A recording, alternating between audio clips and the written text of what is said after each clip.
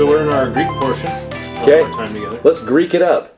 Or language portion. So sometimes we might have Hebrew, sometimes Greek, and Jake sometimes Japanese because that's... Because why not? Why not? The scriptures in Japanese. Well, you never know. It might have some viewers that prefer that. Yeah. So we decided to do our first Greek lesson, or what do we call these? Like Greek segment. Greek segment that we just randomly throw up a topic. So, but okay. So what I'll share, hopefully, it'll actually make sense for everybody, and you don't need to know Greek to understand this, but it might encourage you to want to learn Greek.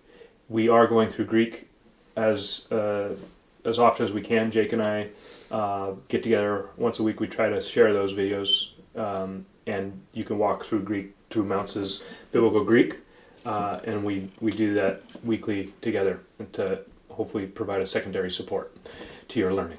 With this, we're going to go to 2 Timothy 3:16 and 17. All Scripture is breathed out by God, or theopneustos, and what's this? It's not a word in my memory bank. Profitable, useful, or beneficial for teaching. This is interesting. You have pros, which is the preposition, and in this case, it's a preposition indicating in this context. It could be to, for. In this, we'd want to say for because it's a what's the word? An advantage. It's for. It's a positive direction here. So all Scripture is breathed out by God and profitable for teaching, for correction, or reproof is a word, and correction. So teaching, reproof, correction, for training in righteousness. So it's really interesting, fun construction there. A lot of these pros, for.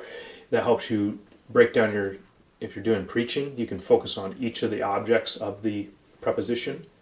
Profitable for teaching, focus on what's teaching. Profitable for, these are all aligned up really nice. And then you get to, this is what I want to talk about. So the hene clause, in order that, the all Scriptures God breathed, profitable for teaching, reproof, or correction, reproof, and training in righteousness, that, in order that, or with the result that, so the works would, by reading Scripture, you would be the man of God, able or competent.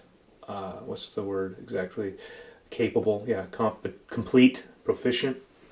But this is the Greek lesson here. So in this construction, you've got the word proficient in your English translation, which is the object of the sentence. Complete, perfect, capable. That's actually the object of the sentence is first. So the word that we put first in our English is actually last. Paul didn't need to do that here. There's absolutely no reason to put ha, to, theu, anthropos second. So why did he do that in Greek? If you see that and there's no real meaning for that, clearly Paul's trying to emphasize the result of what. So the man of God, of course, and woman of God, the one who's reading Scripture is designed so that you would be complete. Paul's really wanting us to emphasize what's the effect or result of all of Scripture. It's to perfect us. So that's pretty cool. So Greek will order things in different ways, and oftentimes, if a word that should be the object of the sentence is up front, that's because that's really something he's trying to emphasize. It's not always the case, but often it is. So you want to look at the context to see if there was a grammatical reason why he needed to place it up front. Hope that's a little tidbit. I love it. I love that little tidbit.